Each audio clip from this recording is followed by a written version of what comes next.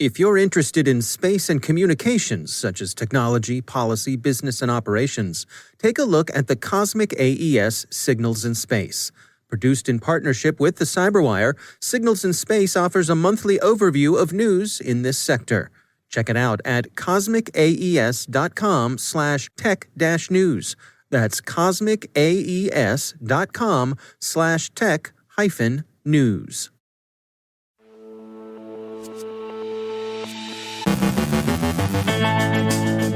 Updates on the spreading consequences of Solorigate, including Microsoft's disclosure that threat actors gained access to source code repositories. A hard-coded backdoor is found in Zyxel firewalls and VPNs. Kawasaki Heavy Industries says parties unknown accessed sensitive corporate information. Slack has been having troubles today. Andrea Little Limbago from Interos on democracies aligning against global techno-dictators. Our guest is Drew Daniels from Druva with a look at the true value of data. And a British court declines to extradite WikiLeaks Julian Assange to the United States.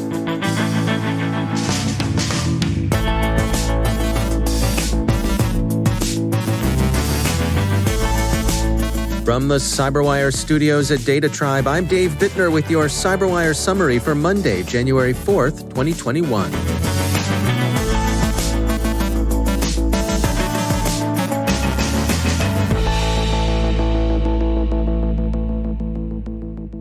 Microsoft last week updated its account of Solorigate, the large cyber espionage campaign, generally attributed to Russia's SVR.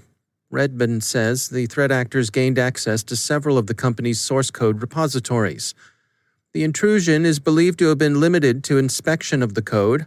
Microsoft reports that it found no evidence that any code had been altered, that it's contained and remediated the infestations it found, and that the company's assume breach approach to security limited the damage. CISA has directed all federal organizations to upgrade their SolarWinds Orion instances to the latest version. The agency had earlier told them to hold off on updating their software until it had an opportunity to assess the effectiveness and the effects of the upgrade. It's now done so, and it's determined that SolarWinds has fixed the vulnerabilities in Orion and that agencies should move to the new software promptly. The New York Times review of the Solorigate affair puts the tally of affected networks, both government and corporate, at upwards of 250. The campaign is thought to have succeeded in part because it was staged through servers in the U.S. at the time when NSA and U.S. Cyber Command were focused on election security and their own penetration of hostile infrastructure. The cyber espionage is unusually troubling because the persistence it established could amount to battlespace preparation for future destructive attacks. Researchers at the Dutch firm iControl have found a hard-coded admin backdoor on Zyxel firewalls and VPN gateways. ZDNet reports that more than 100,000 users are affected. Zyxel's security advisory says that patches are available for affected products in its ATP, USG, USG Flex, and VPN series. A fix for the NXC series is expected in April. Users are advised to apply the available patch. Zyxel describes the backdoor as follows, quote, "A hard-coded credential vulnerability was identified in the ZYFWP user account in some Zyxel firewalls and AP controllers.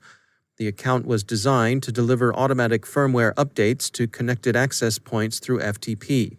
End quote. The downside of this is obvious, and the vulnerability is readily exploited by IoT botnets set up for password attack. So do patch. Vulnerable systems are readily accessible. Any prospective attackers apparently do not need any other prior access to them.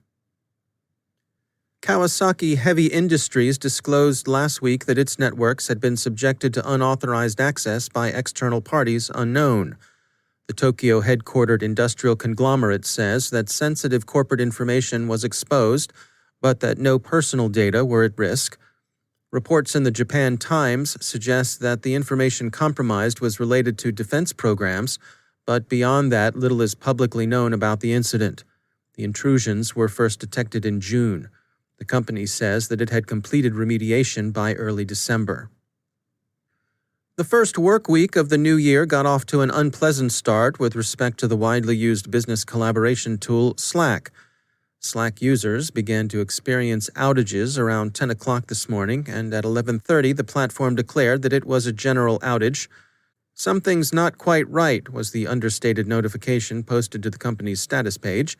Shortly before noon, Slack amplified, writing, "There are no changes to report as of yet. We're still all hands on deck and continuing to dig in on our side. We'll continue to share updates every 30 minutes until the incident has been downgraded." Around 12:30 Eastern Time, Slack said that users had begun to see an improvement in service. A system refresh is apparently having good effect, but the company remains cautious about declaring victory.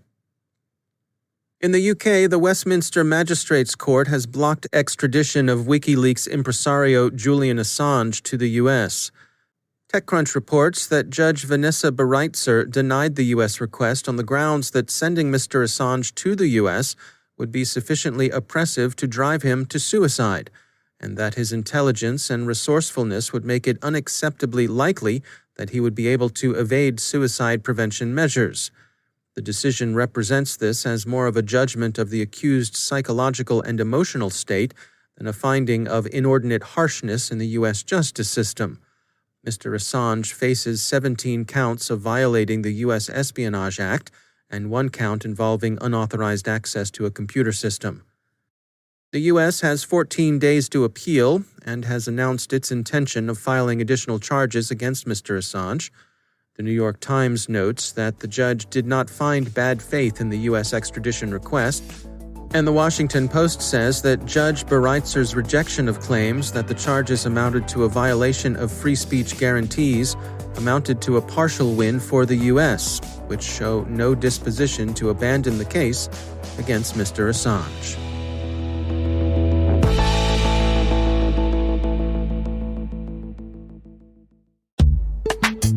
And now, a word from our sponsor, ExtraHop, securing modern business with cloud-native network detection and response.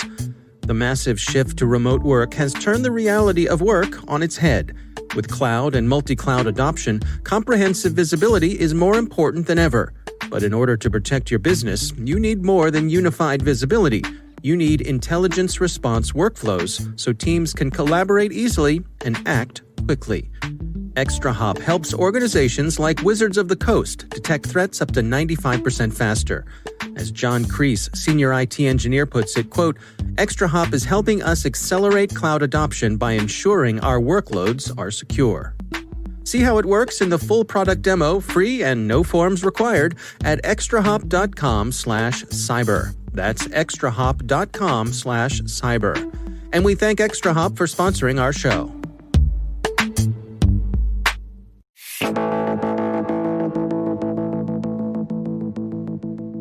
Drew Daniels is CIO and CISO at data protection and security company Druva.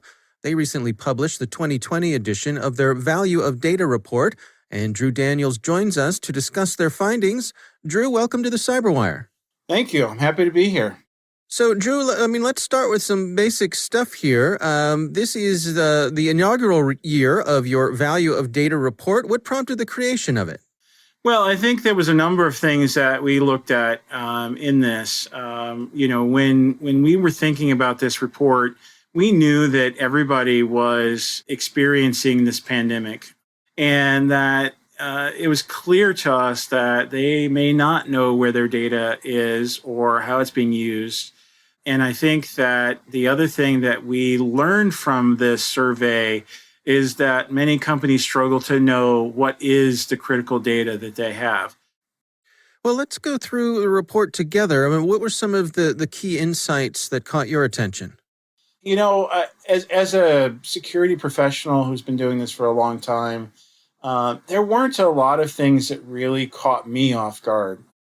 Being what I have to do, kind of being the paranoid / person that is looking at kind of the risks out there, a lot of the things that I saw, it was more encouraging to see that other people are starting to see those things. For example, what we saw in the report, numerous respondents mentioned that in a lot of ways they don't know what their critical data is. They don't know where it resides. A lot of them, and I certainly struggle with this as well, as on the CIO side of my responsibilities, is we went from having an office where we could have shared infrastructure and we could have, meeting rooms where people get together and collaborate, to having all of these kind of remote endpoints with one person in them, and kind of figuring out that collaboration and how we do data sharing and how we gain access to the data, how we protect that data. These were all things that, I was thinking about, and the survey sort of shared that other people were thinking that as well. One of the things that you mentioned in the report is this notion of data agility. Can you define for us, what does that mean in this context, and why is it important? So from my perspective, and I think that each of the respondents probably had a colored perspective that may be different. To me, now that you have kind of data portability, you have data everywhere, you need to know how to get that data backed up so that you can protect it. One of the things that I always struggle with as a security professional is, the amounts of data and how it's stored. I'm sure every respondent thought about this, and you probably do as well. I mean, what's all the data that you have on your laptop that you probably don't need anymore, that you should probably delete? When I'm thinking about how I protect data, how do I sort through and sift through all of that data? So data agility to me is, making sure that the right people have the right data in the right context, so that as that data shifts, as it grows, as it changes, as it becomes more critical or more sensitive, I can maintain a track on where that data is and how it's being used, so that should that data become at risk to being exposed, I can make and change things to protect that data, or protect that resource. And I think that's where the agility comes in. Well, Drew Daniels is CIO and CISO at Druva. Drew, thanks so much for joining us. Absolutely. Thank you very much. It's been fun.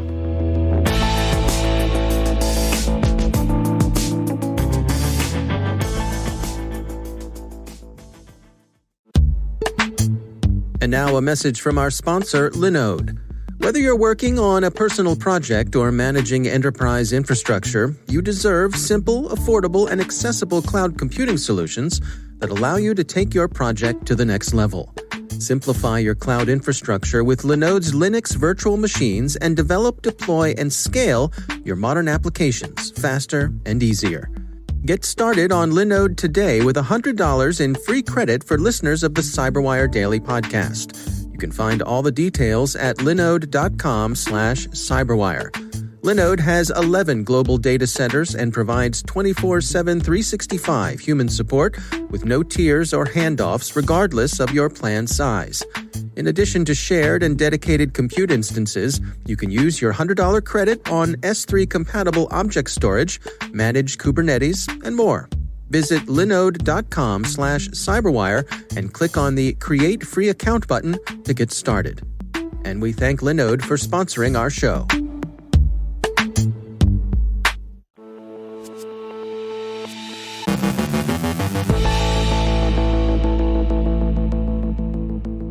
And joining me once again is Andrea Little Limbago. She's the Vice President of Research and Analysis at Interos.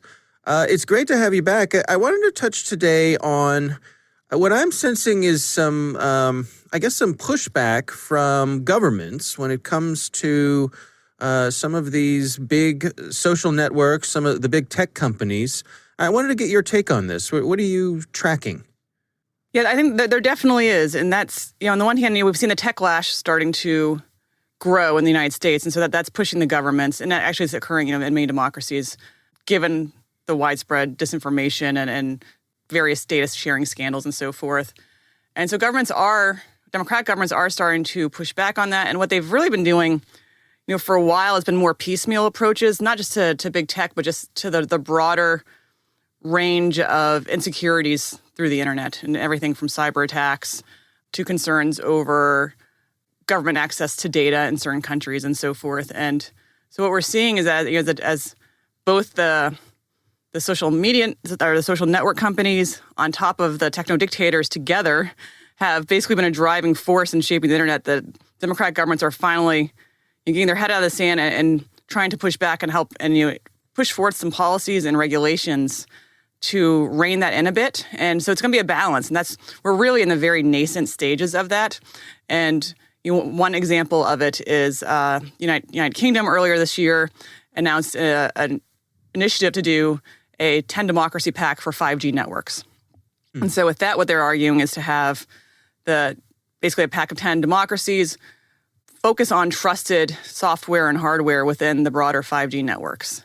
And by trusted, really what that means are companies that are national champions within democracies, and then that have not had the sort of the wide range security concerns that we've seen elsewhere. And so that's just one example that we're seeing of the democracies.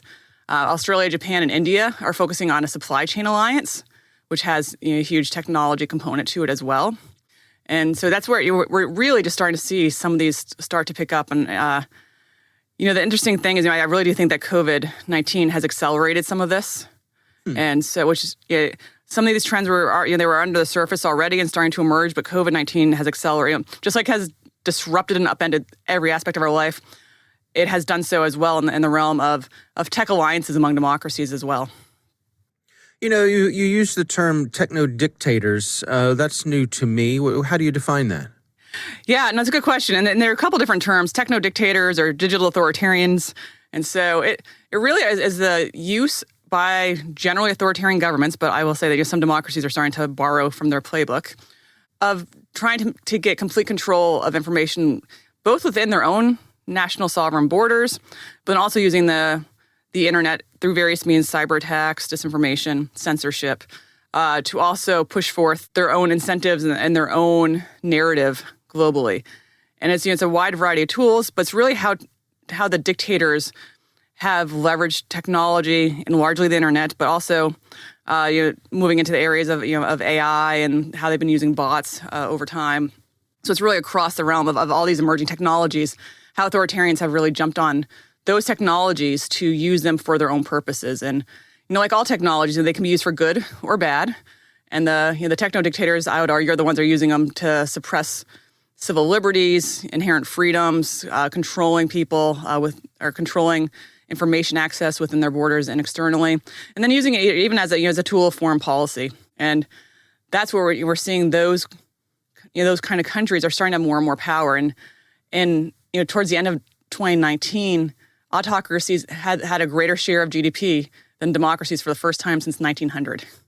And so there's an economic clout behind it as well, and that's what I think makes it even more so disconcerting and worrisome. And it's why it's nice to see finally that democracies are starting to move away from some piecemeal approaches that aren't working and realizing again the benefits of collective security.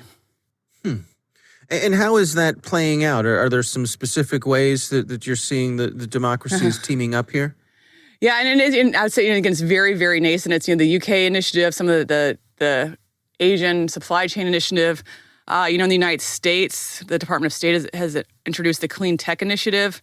That's received both has some proponents and opponents. So it's really becoming a broad discussion. And, we'll see. I wish I could say there was this really great initiative that just came out, but we're not there yet. But we're starting, at least the discussions that haven't been held are starting to be held. And especially at a time when, democracy's been on the decline for over a decade. It's nice to see. It's one area. It's a little bit of hope that they're starting to have some of these discussions, and so we'll see what happens over the next few years. And I think that if depending on U.S. and EU relations, but also seeing some partnerships with India and Australia, South Korea, Australia, there is a growing sense and awareness of the growing power of especially China. But also of the Chinese model that's spreading.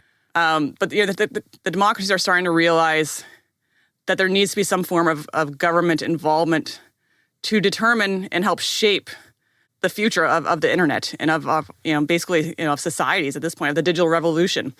And whether you want to be in the mold of techno-dictators, where it's the government's having control, where the national champions basically act at the whims of the government and the data can be accessed there, or on this emerging techno-democracies and some of these tech alliances that are starting to be discussed that are focused much more so on trusted networks, on the security and privacy that's going to be foundational, and is foundational to human rights, civil liberties, and democracy. And so those are the different models being discussed, and it's well past time that the democracies are starting to step in, and we'll see what happens with that. But it's nice to see finally some pushback, because it has been quite some time where this other model is basically gone without any kind of counterweight.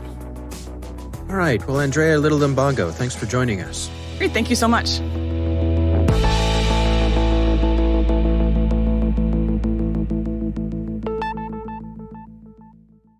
Thanks to all of our sponsors for making the CyberWire possible.